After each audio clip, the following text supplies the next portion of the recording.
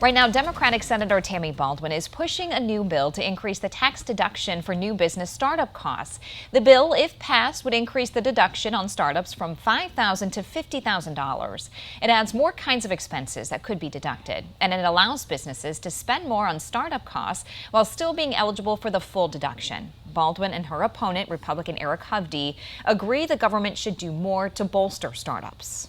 We want to make sure that when you are starting, doing a new startup, that your investments, even before you open the doors, are tax deductible. I'm amenable to that, but you first want to create a favorable tax environment so small businesses are not being taxed at a much higher rate than big companies, and that you have to address first and foremost.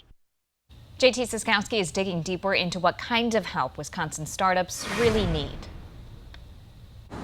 This is the 800 block of East Washington Avenue in Madison. It's one of the cradles for startup businesses in the state. And the folks that work with businesses down here say that the startup industry is doing well, but there's always room for improvement and additional help from the federal government.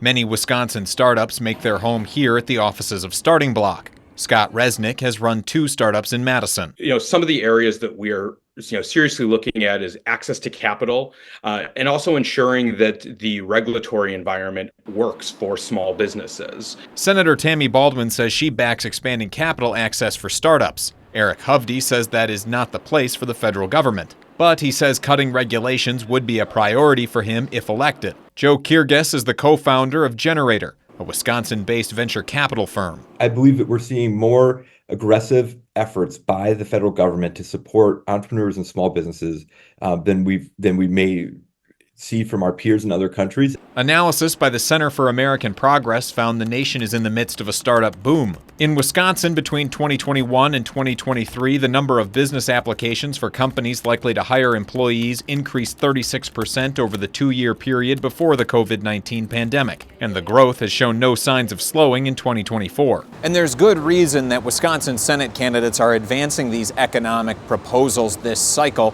Polls conducted of voters showed that one of their top priorities is the economy. In Madison, JT Siskowski, 27 News.